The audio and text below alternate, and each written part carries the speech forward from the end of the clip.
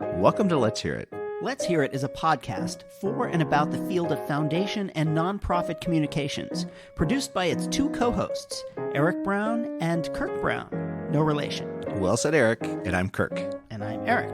The podcast is sponsored by the Communications Network and the Lumina Foundation. We're talking to people about their work and what's happening in the field with the hopes of making this growing arena just a little bit more accessible to us all.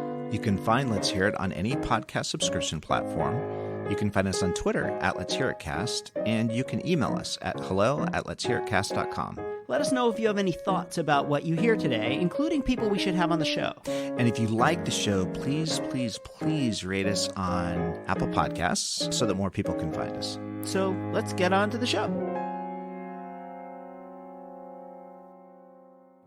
And we're back. Welcome in again to Let's Hear It. You found us once again. Welcome to the couch. Welcome to the conversation. Welcome to the couch? What is this, therapy? Maybe it is. Okay. Maybe it is. All right, welcome to the couch. There's a campfire. There's a couch. There's a warm light. There's, Talk there's about your drinks, mother. There's, appetizers. How's it going, Mr. Brown? It is going, sir. It's going, my boon companion. My hail fellow well met. How are you, sir? So I'm good, and I'm ready to do some cultural wing walking, if you will. I'm ready to just get out of the wing and see where it takes us. So tell us what's ahead, because once again, we've got much to talk about. I had a conversation with Jeff Chang, we are on the board of the Narrative Initiative together. And Jeff's a senior advisor at Race Forward. He leads the Butterfly Lab for Immigrant Narrative Strategy. He is, as I said to him in our conversation, a cultural wing walker. He one of those people who walks out on the wings of planes while they're flying, because he is an observer of culture and he just gets into it in ways that are exciting and interesting, and he's someone that whom we can learn so much from. He's an amazing guy, really fun, and I think we had a pretty dynamic conversation. We had this conversation, and I should note this, right after the Oscars. Mm-hmm. So for those of you who follow Let's Hear It,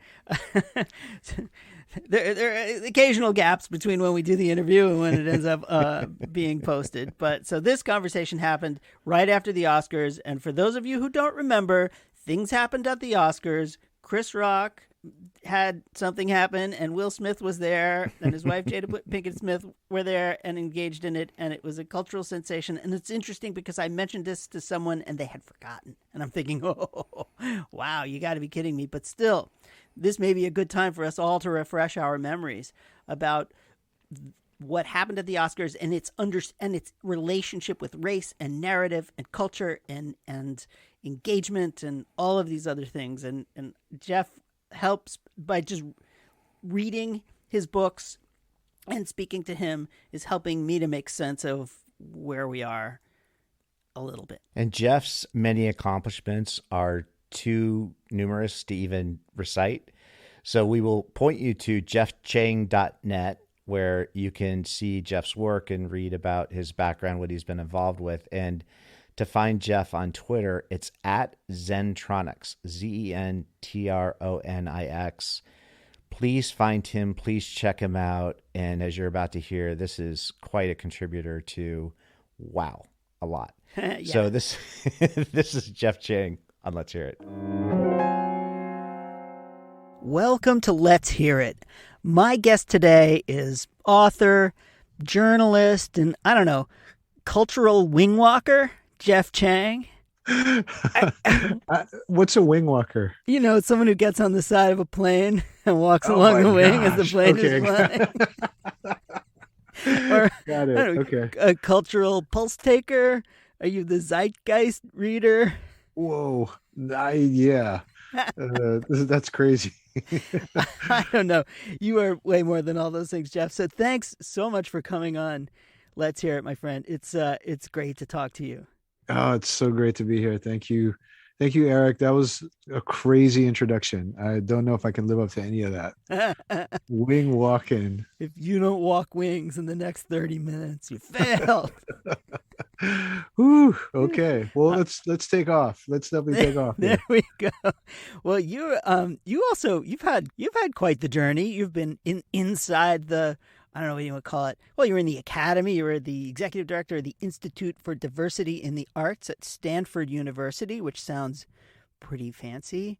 You were vice president for narrative arts and culture at Race Forward, where you're still a senior advisor, and you've written a whole bunch of books. If you don't mind, I'm just going to list them or some of them for folks. Can't Stop, Won't Stop: A History of the Hip Hop Generation. We Gonna Be All Right: Notes on Race and Resegregation. And there's one more that I wrote down and I can't find it, but and there's a whole bunch. It's out there. Yeah, it's called Who We Be. Thank you, Yeah. Who We Be. Yeah. Let's start with the early days, Yeah. if you don't mind. I want to see how you got from there to here, because it's such an interesting bunch of things that you've done. So you grew up in Hawaii. Mm-hmm. In Honolulu, Hawaii. In Yes. Honolulu, and you are part Native Hawaiian and part Chinese. Is that Mhm. correct? That's me. Yeah. What was that experience? I've been to Hawaii as an outsider. I know that I understand almost exactly zero of the cultural experience of people of Hawaii, and so I'd be curious to know what your growing up there was like and how that's informing your own sense of race and identity. Such a good question. There's so much to talk about, and actually, there's probably a book in this somewhere. But I on my Chinese side, I'm seventh generation on the islands, and on my Hawaiian side, obviously, been there thousands of years. So the family that I come from is huge. It's a big family. We've intermarried in all the ways that are possible, like all the combinations you can imagine are within the family. So when we take a picture, we kind of look like the United Nations. It's pretty crazy. And for that reason, that's obviously shaped my understanding of what can be possible, I guess, in community. It's not like you don't have tensions in family, that just like you don't have, like you have tensions in community, you have tensions in family. But at the same time, the idea that everybody can belong to each other, right, is something that probably I'd learned at a really young age, and certainly it's definitely at the core of my being and what I'm about. So, when I look at questions these days, like of segregation or of questions of equity or justice, racial equity or racial justice, it comes literally, it's informed by the way I grew up and by my family histories. We could go back generations if you want to, Eric. We probably don't have the time to do that, but just suffice it to say, I think that in that regard, there's a sort of, I'm very aware that even this notion of America, right, is it's in some ways an ideal, and it's been a weapon as well, right? It's been wielded to take away the rights and and the culture of my family's, the language, right? Americanization is taken away language, and it's only now that me later in life that I can come back to it and try to find some sort of reconciliation. But those are the kinds of things that motivate me, is kind of thinking about what the previous 7 generations of my family have been able to do, and thinking forward to like the next 7 generations, and what we need to leave for them. Then you came to California. I did, yeah. The mainland. I don't know do we call it the mainland? Yeah, we used to call it the mainland, but then folks were starting to say in the 90s, Hawaii's the mainland, so Right. we'll call it the continent, which is another way of describing it that's a little bit less fraught with connotations of, Maine or not so Right. Maine or periphery or whatever. Yeah. I had a feeling as the word came out of my mouth that there was something. It's really funny. There's a great poem by this guy named Joseph Balaz who's like, Hawaii is the mainland. So Right. yeah. So and then we were all like, ooh, that was one of those moments where we're all like, wow, that really reframes things for us. But yeah, I'm sorry. Go ahead. So you came to California and you went to Cal, go Bears. Yes. And then you started hip hop. You were DJ.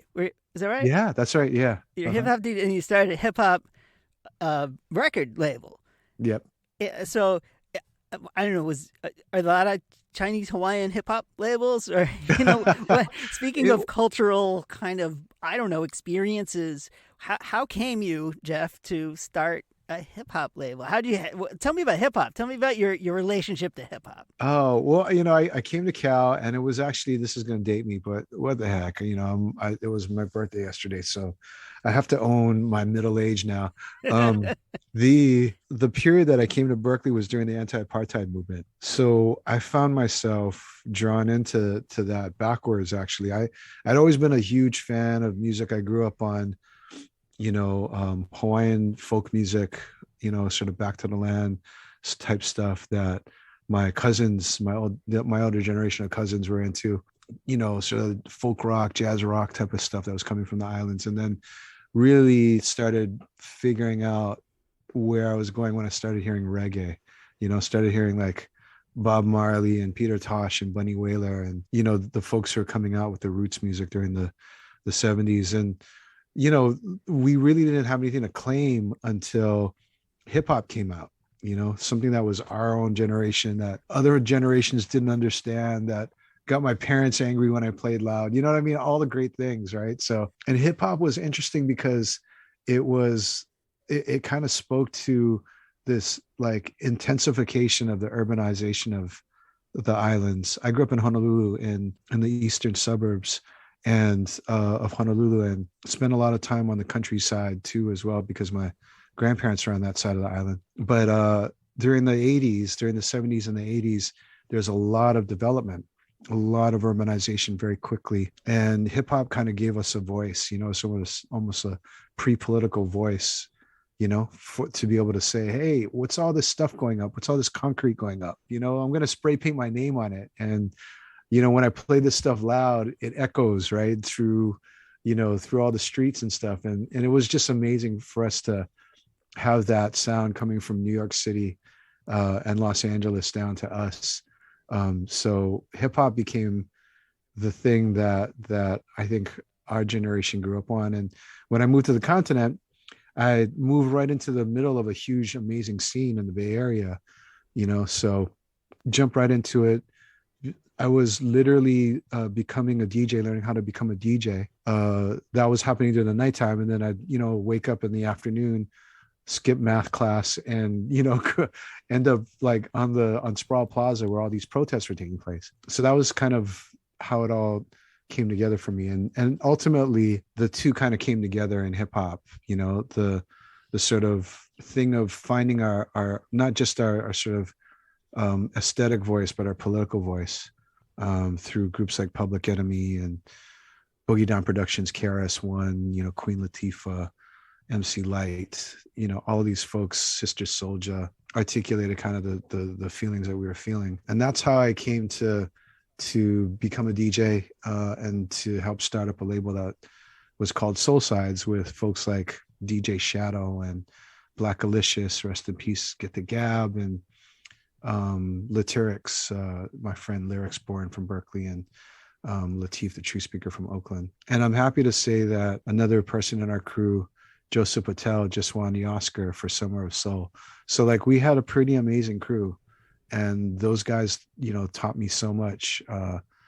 And I still rely on those days a lot, in terms of thinking about what I need to be as an artist and how to be able to carry the narrative forward of, the America that we can have if we choose to move in that direction. Well, you as you talk about this political voice, I'm sensing the 90s. Mm-hmm. Is that I was there in the 90s too, except it took me a long time to go to college, so I'm a little older than you are, Jeff.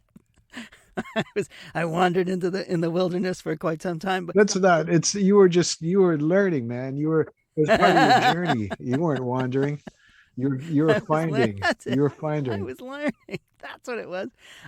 What was that political voice, and what was it that you felt that this cultural opportunity gave you the chance to say? What were you trying to communicate? It was the 80s were a really intense period, and this is sort of the period where you begin to see the culture wars that we're living in today, where you have this far right, and even actually Democratic Party folks pushing back against, the racial justice work that really came up out of the post-war period in the US. And of course, peaks with the civil rights movement and, the flowering of the Black Power movement, which in turn kind of, inspires the Asian American movement, the Chicano movement, the American Indian movement, the LGBTQ movement, right? The women's movement. So, there's a massive kind of backlash against that during the 1980s. And that's, I think, what a lot of folks were reacting to. You hear it in the music of Public Enemy, certainly.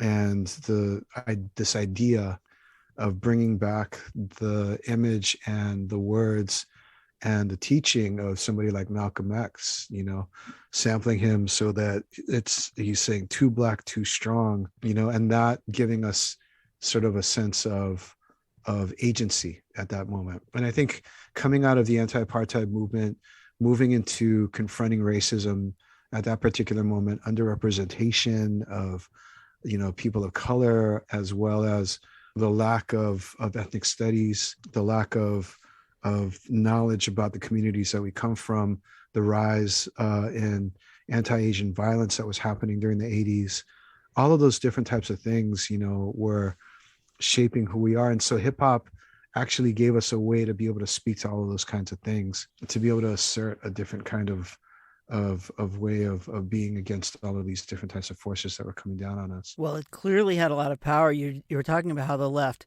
was challenged by it and didn't know what to make of it. Remember, who can forget in the 90s, Bill Clinton and Sister Souljah? Mm-hmm. It almost seems like the perfect example of the baby boomer culture not having any idea what to make of a burgeoning sense of expression.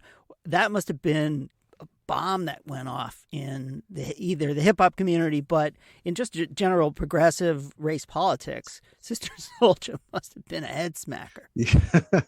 Yeah, that moment I think was pretty profound, because then it was like, oh, we thought that this is the guy that was supposed to be cool. Like he's on Arsenio playing the saxophone and stuff, right? Like they're saying that he's about to be the first Black president and whatnot. And then he turns around and uses Sister Souljah as a way to be able to draw this line. And it's clearly a racial line. I mean, when he was saying this, Jesse Jackson was on the dais alongside him, and you could just see Jesse Jackson's face drop and him turn sour, because it was clear that he was trying to race bait at that particular moment. Sister Souljah's words were, I think, misconstrued, and she was talking in that particular moment in this interview that she had given in the Washington Times about the mentality of a gangbanger, right? At that moment. And they were flipped around to make it seem as if she was advocating killing whites, And so that was such a clear, for so many of us, that was such a clear statement that this was, in fact, it wasn't a Democrat versus Republican type of thing. It was like a generation versus a generation type of thing. And to be completely honest, and James Foreman has done great work around this, right? It's this flowering of all of these tough on crime laws in which Black communities are held up as the folks who want these laws the most. And so you're dealing with this generational friction that's happening. And that comes out, I think, in the hip hop politics of the entire decade, really rolling up into the new millennium. And I think that actually forms the shift around which we get to Black Lives Matter. But I might be getting ahead of myself here. A little bit, but not too much, because after the break, we're going to kind of jump forward. We're going to do a time shift and get into the current conversation. And there are a few of them that I'd love to have. And we'll be right back with Jeff Chang. You're listening to Let's Hear It, a podcast about foundation and nonprofit communications hosted by Kirk Brown and Eric Brown. Let's Hear It is sponsored by the Communications Network, which connects, gathers, and informs the field of leaders working in communications for good. Because foundations and nonprofits that communicate well are stronger, smarter, and vastly more effective. You can find Let's Hear It online at letshearitcast.com or on Twitter at Let's Hear It Cast. Thanks for listening, and now back to the show. And we are back with cultural wing walker and reader of the Zeitgeist. I'm going to get a t-shirt made that for both of us. That'll just say Wing Walkers. Wing Walkers Anonymous. So Jeff, I can't decide where to start the second part of the show because I have two really big questions that I want to ask. I guess I'm going to start with what I guess we can call it the elephant in the room, but it's not. I want to talk about the other Chris Rock Oscars event, which I think it comes out of your book, We Gonna Be All Right, which you talk about when the Oscars So White gave way to Not Your Mule.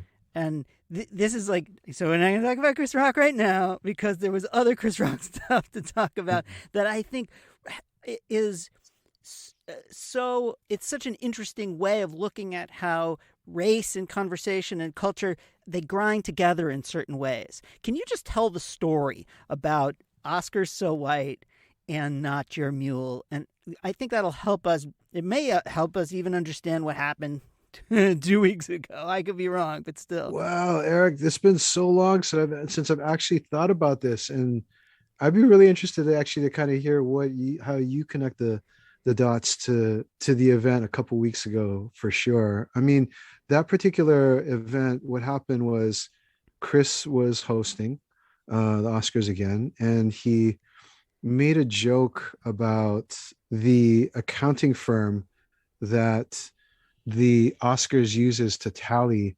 their, the votes and that kind of thing.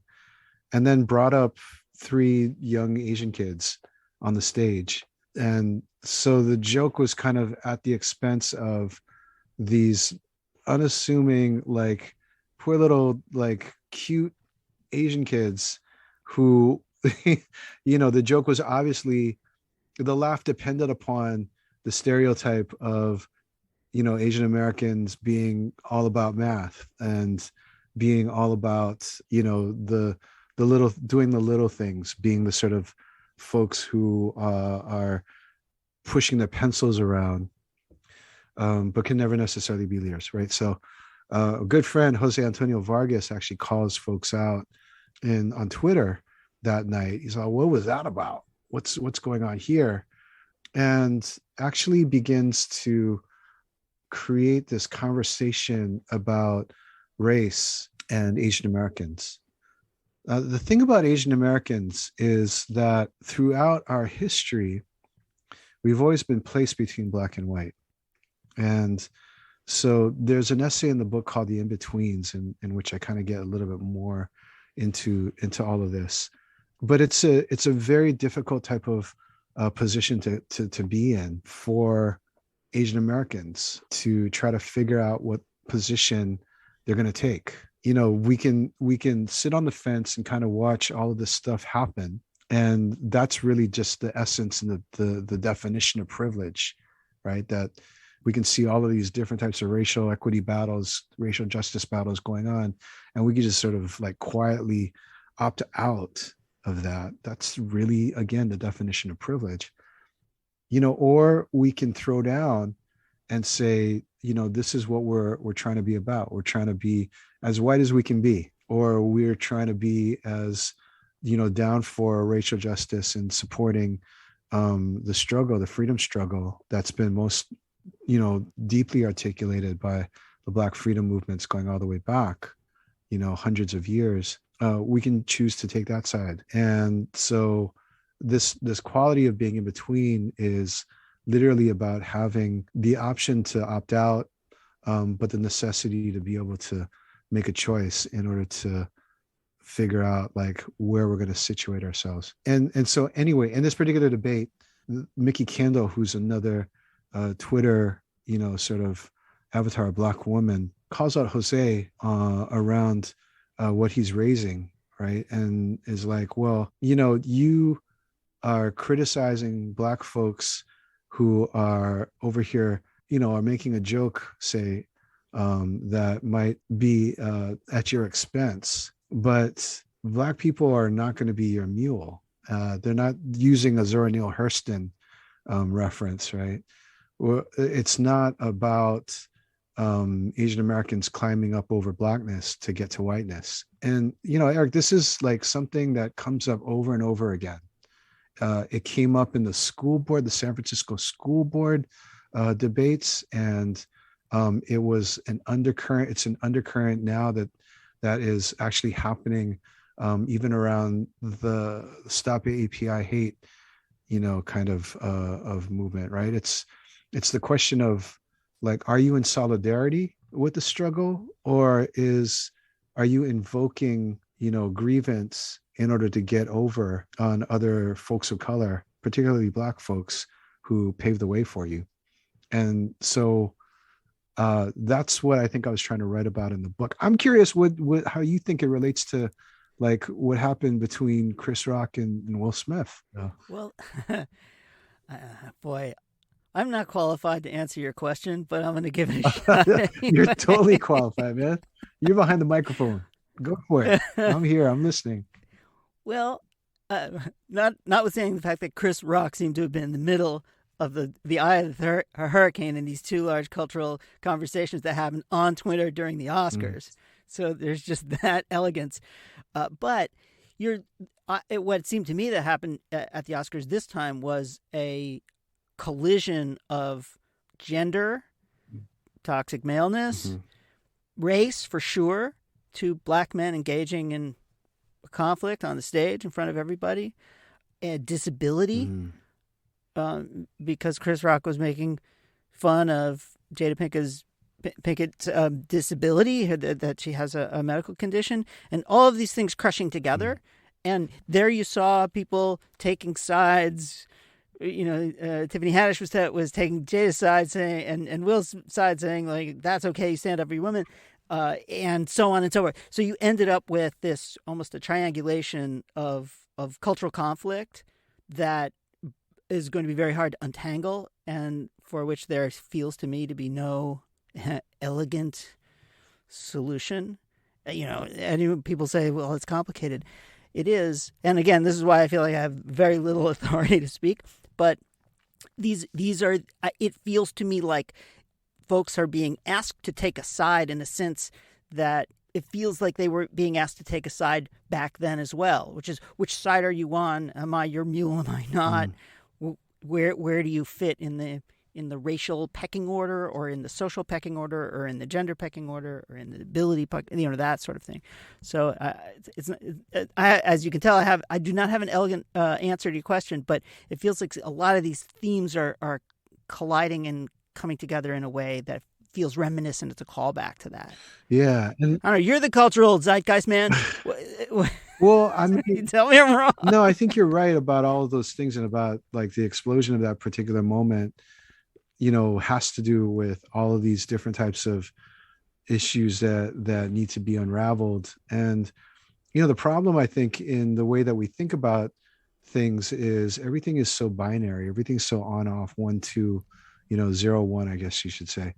And when we get to the intersectionalities of these different kinds of issues, I mean, the other thing that Mickey was kind of referring to here is, there's the erasure of Black women here that's happening, and all of this. And let's, like, how do we bring in, gender to actually be able to talk about this? In this particular instance, like Jada, right? What is like, Jada's either the object of protection or the object of ridicule, right? Like we could talk about that. There's so many different types of things that are kind of going on. And, what's clear, I think, is that the moment that we're in right now is about the critique of all of that, and about, this masculinity, this toxic masculinity that's been in place, that we have to take down, we have to unravel, and we have to sort of put aside. But having said that, right, like, what are the proper ways for us to be able to move forward? That Chris Rock chose not to do the thing that everybody said that he should have done, which was to, bring the police into the situation, right? That feels significant in a lot of ways. What's the proper way that we move towards closure on this kind of thing? And I think that the difficulty of it all is that in this social media type of environment, there's a rush to judgment, and there's a rush to sort of create a scapegoat, and to sort of put all of that stuff away. So, Will Smith is now canceled or whatever, right? Chris Rock is selling out all of his shows on his tour, right? And that's another part of this binary that's vexing. It doesn't make sense. It doesn't, it's we just need a lot more nuance in the way that we kind of come to these different types of situations. Any of these types of moments is going to be explosive and contained, and all of it, like the seeds of further, types of moments of this, or the seeds to be able to move forward. And I think that if we could probably take the wrong lessons from this, that's the danger of what's happened. I think let me just say this in the last instance for, for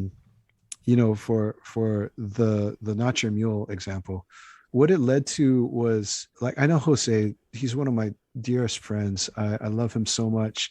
It led to I could say this, it led to a really deep soul searching, and in turn has led him into this sort of powerful kind of way of thinking about how we change the narrative for Asian Americans, Pacific Islanders, and how we change it in particular in relationship to Black folks, the Black freedom struggle, to Black women, and what this requires of us in this moment where Black Lives Matter is still on and should always be on the forefront of our minds. Like, this is really the key to moving towards racial justice for all, is recognizing that Black Lives Matter, and to recognize the contributions and the directions that the Black freedom struggle is leading us towards. So for in that, it was Jose brought us into, and Mickey brought us into a teaching moment for all of us, and that's the upside, I think, of these different types of explosive situations that might occur in the culture. Well, when you were writing about that moment back then, you wrote, it is the continuing strangeness and difficulty of race that all of these conversations have to happen at the same time. Mm. And that was one of the other things that kind of triggered in my mind this connection point between then and now, because, again, we don't have the luxury of setting aside certain topics so that we can just deal with one of them at a time. And as a result, it gets quite messy. Or I don't know if you want to call it that. If it's fair to say that it's messy, it is just the nature of our experience that feels complicated. And it just in the few moments left, you write, your book is called "We Gonna Be All Right," which seems optimistic and almost like an aside that you would have to a good friend. How can you just explain that? Are you an optimist? Are we going to be all right? Why'd you do that? Yeah, I did it as a tribute to the Black freedom culture that, gave me a voice, and a tribute, of course, to one of the greatest artists of all time, Kendrick Lamar, and a tribute and a nod and sort of a note of gratitude to the Black Lives Matter movement, who made it an anthem. All Right, who made it All Right, Kendrick Lamar's song All Right, into an anthem, because it's this sort of leap of imagination. It's this sort of grasping of faith, right? That if we get it together, if we get ourselves together with each other, that we'll find a way, that we'll really, move towards being all right. We're going to be all right. And so, yeah, I'm, it's hard to say that I'm a full-blown optimist or a full-blown pessimist. But you got to have hope. There's a way in which, well, I'll put it this way. I can't imagine what my ancestors were thinking 7 generations ago about what the future would look like and what, the fruits of their work would become, but I'm glad that they did, you know what I mean? Yeah. And I want to be able to leave that to my kids and to my loved ones, which don't only include the people who are blood family to me, right? Folks in my community, like people who I love and trust, and who I want to be able, who I grow from, who I learn from, and who I want to help to grow and help to learn. So, that's the thing, that's the sort of germ of the thing, that the seed of the thing that we plant for the future generations. And my job is just to be able to do a little bit of watering while I'm here. Well, in wisdom terms, I think you are fast becoming an elder. Not in age. not in rings on the tree. Can I say something? Can I say something about that though? Yeah. Like in the cultures that I come from, like, you're really not allowed to say anything till you're 70. And I think that there's like wisdom in that, right? There's like beauty in that. So I'm like, I don't think I'm an elder yet. I'm certainly an elder in training. I think we all are, hopefully. But yeah, I don't have what I need to be able to be that person, but I'm trying. I have to strive for something. So yeah. Well, if you couldn't say anything till you were 70, there sure as hell would be a lot less podcasts. Yeah, like, just shut up until you're 70. You know what I mean? That's sort of like, that's like the culture these are the cultures that I come from. Like, what do you know? You're not 70 yet. Well, I'm going to get there before you do, and then I'll do all sorts of talking. Yeah, I'll be listening to you for like a year or two or whatever. Yeah. Well, Jeff Chang, what a pleasure. Oh, yeah. We could have gone on for days, and we'll have to come back and do some more, because I have a lot more to learn from you. So appreciate you, Eric. Thank you for having me. You too. That was so much fun. And we're back. So, Mr. Brown, tell me about the travels, the journeys. How do your paths cross with Jeff, and how have you ever allowed him to get out of your sight ever? Because I can imagine just wanting to follow him around and just keep talking all the time. So tell us about your background with Jeff. We serve on the board of the Narrative Initiative, which is an organization that was started by the Ford Foundation and Atlantic Philanthropies to help develop the use of narrative in nonprofit social change. And because Jeff is who he is, he was a natural person to be on this board. He's just, as you can hear in this conversation, an amazing guy, incredibly thoughtful. But for someone with that much insight, he's awfully polite about it. He's incredibly nice and gracious. Man. But what a cool guy, and what an amazing perspective he has on what's going on out there.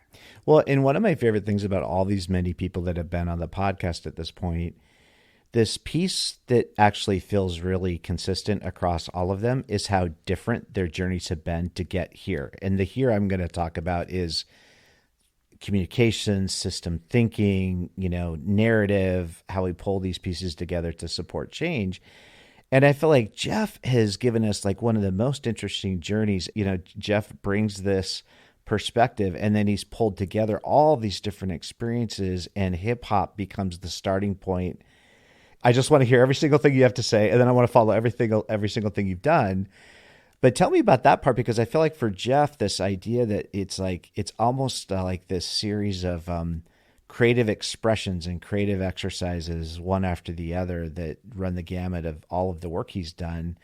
It's such a cool path to forge in this field, don't you think? Or what do you think about that? Well, I do. And his interest in hip hop and his journey as a Chinese Hawaiian hip hop DJ, I think says a lot. Yeah, it's so great. Because that was an expression and a music and a politics that spoke to him at a moment when in the 90s, when many of these cultural questions were being called, and there was a real generational shift in the politics.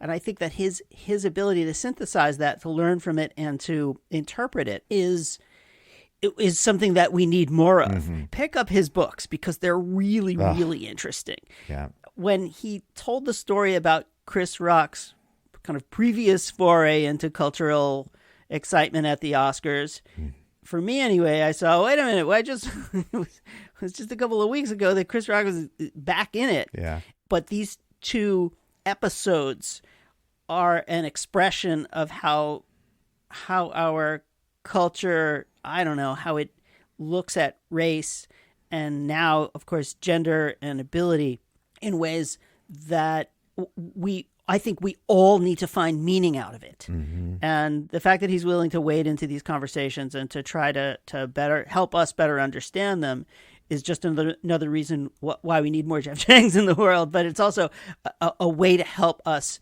process all of this stuff that's coming at us. The other thing, of course, is that I can learn from a culture and a community that I'm not in, but I want to know more, and I want to be able to process that information from my perspective, so that I can participate in one way, in whatever way seems appropriate. And the nuance that he's bringing to this, I love that conversation that you had, where he talks about this in-betweenness concept, that Asian Americans can confront. Where do I place myself on this conversation around race and narrative? And so, as the narrative initiative, how much was a conversation around race and racial identity? Then how do you see this all fitting together? And I have to say, like, that conversation you guys had about Chris Rock and Will Smith, this year's version of the Chris Rock moment. Yeah. Jeff is coming to this notion, it's not binary. It can't just be on, off, yes, no, right, wrong. There's much more nuance in what's going on here. And then again, thinking about that conversation you guys had about what it means to be in between, I'm just thinking to myself, this is the kind of nuance, this is the kind of thoughtful leadership, bring people into this conversation. These are the voices that I wish were dominating our cultural conversation today. And unfortunately, they're out there, but are they in the mainstream of it? I don't know. You know what I mean? But what do you think about that nuance he's bringing to that notion of what's in between, and how this conversation about race moves between all of us? Well, as you very well know, nuance is hard, and not nuance is easy. You can say like bad, wrong, call people names, and it's so much easier to divide than it is to unite. That's why building a narrative around how complex our relationships are between gender, race, ability, you name it, is way harder than folks who are saying, oh, let's just demonize folks who don't look like us or act like us, who we don't understand. And when you drive those wedges through, then it makes it easy by disrupting to screw everything up. So building is harder than destroying. If you think about a renovation, you could take the room down to the studs in a day, and then it takes you a year to put it back together again. And I think that's what we're seeing in our politics. And unless you have people who are really firmly committed to coming together to build that room, it's very easy to divide. And what I think that Jeff does is help us make sense of what some of those differences are and what those nuances are. That doesn't make it easy to turn that into political movements per se, but it makes it easy for us I think it makes it possible for us to chart a path. So tell me about Race Forward, because this is where Jeff, one of Jeff's professional homes is at Race Forward. And, tell me about your experiences with Race Forward and how that contributes to all this, because that definitely seems like an initiative and an organization that's well worth supporting. Well, again, this is an organization that's helping us understand the discussions around race that are advancing understanding of a variety of issues that matter to people. And Jeff, again, is such a perfect person to participate in that. Mm-hmm. And, oh, by the way, Rinku Sen, who I interviewed earlier in the season, who is the executive director of the Narrative Initiative, was one of the leaders at Race Forward. So if you see this thread working its way through, it's obviously it's not a coincidence. Mm-hmm. These organizations are trying to create narratives that help us build a broad base of power to advance social justice, mm-hmm. and to create a vocabulary behind that. So Race Forward does it. Jeff has done it in a variety of areas in his life, through his journalism, through his books, through his cultural commentary. And then Rinku has done it across these places, and now she's helping to lead Narrative Initiative in advancing that work too. And that also includes helping other people understand how to use narrative, and helping to identify narratives that are particularly powerful or which offer opportunities. Well, and Jeff, in that work, the work of the Butterfly Lab at Race Forward is such a cool approach, right? This idea of building narrative that supports humanity for migrants, refugees, immigrants, and advancing freedom and justice for all.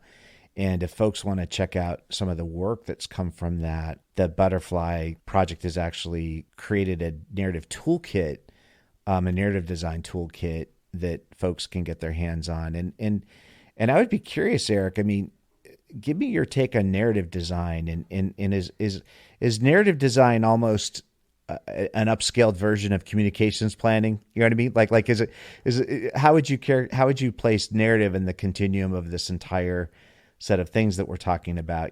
Does narrative pull the lens back even further and think about how all the actors get arrayed and just, tell me about that. I don't know. This is a hard one, Kirk, because I think narrative is one of those things that's almost impossible to define. And so therefore, at the very least, I won't be wrong because there is no definition. I'll take a stab at it, which is it is the ability to connect based on shared experience or shared stories, or stories with which we can connect. I'm not a person who lived through the freedom struggle of the 60s, but the story that created is something that I now can internalize and understand how change occurred through that set of activities and that set of belief structures and the stories that emanated from that moment. In a sense, it's creating a shorthand between you and your audience, and that I'm telling a story that you're familiar with or that you can connect with on an emotional level that has a deeper meaning that goes to it. Our old narratives in our history, the Horatio Alger narrative of pulling yourself up by your bootstraps and that anybody can make it as long as they work hard and play by the rules. That is a long time narrative that has managed to persist to this day, even though it is not true. And now I'm not saying that you should create narratives that are not true. I think that's the real challenging part of narrative, is that someone can come up with an alternative narrative that becomes incorporated into our belief structure, into our systems, into our politics, into our laws. And counteracting those things are really challenging. They're really difficult. But I think that that's the point of what we're trying to do now, is to help people better understand. So there is a counter narrative now. Let's just say the 1619 Project is a really good example, helping people understand how the institution of slavery has shaped every decision that has been made for the last 400 years. Yeah. That is, they are helping us to understand how things happened. So that's an example of, I don't know if you want to call it a counter narrative, but maybe it's just a truer narrative. Now, that's a fairly long-winded answer to something that can't be explained in a sense, but I think we are all in our work trying to come up with new ways to communicate that connect on important levels that will lead us to an important set of changes. Well, and I feel like in your conversation with Jeff, he actually started with, that notion of America idea. And it's like, this notion of America has been an ideal and a weapon all this time. And I think that's another really powerful expression of this notion of narrative and how it becomes woven into our cultural fabric. So I want to. But thanks for asking me what is narrative.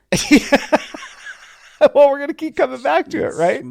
We have to keep coming back to it. So here I want to make a proposal. I want to make a proposal because I have the benefit of having been part of. I'm going to have to do work, right? Things that have not. Yes, because I've been part of things that have not been published yet. But I feel like the conversation around relationships, in race, in communications, in narrative, it's woven through so many of these episodes, both that we've heard and then some that are coming. And I know we don't do panels at Let's Hear It because it's really hard to have multiple voices at once. But man, I want to do a series of panel episodes where some of these folks we've talked to get a chance to talk to each other, because the themes are so powerful, right? And you know what I'm alluding to, because there's some stuff that hasn't been published yet that is coming, but like some of these, and by the way, these people are so smart. right? Come on, let's put them on air. By the way, they're smarter than we are, Kirk. So Well, there's that, which is nice. Yes, you're right. You've often said that our guests speak to each other through the show, and sometimes maybe we'll even get them to speak to each other. To each other. Well, okay, we'll see, Kirk. You're excellent. It's a fabulous idea. We'll see. It's a fabulous idea, assuming you'll take the time and put the work in to make it happen. So the person we know who's doing the real work is Jeff Chang. Jeff, what a contributor. And man, Jeff, thank you for coming to Let's Hear It. Thank you for talking to us. And Eric, thank you for reaching out to Jeff and bringing him on, because that was a conversation for the ages and will continue to be. Yes? Yes, that was great. And Jeff, thank you so much. And let's go to an A's game.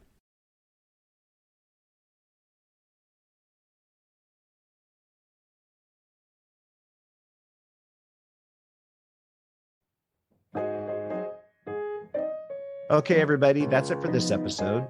Please let us know if you have any thoughts about what you heard today or people we should have on this show, and that definitely includes yourself. And we'd like to thank John Beltrano, our enthusiastic production assistant. John Ali, the tuneful and inspiring composer of our theme music.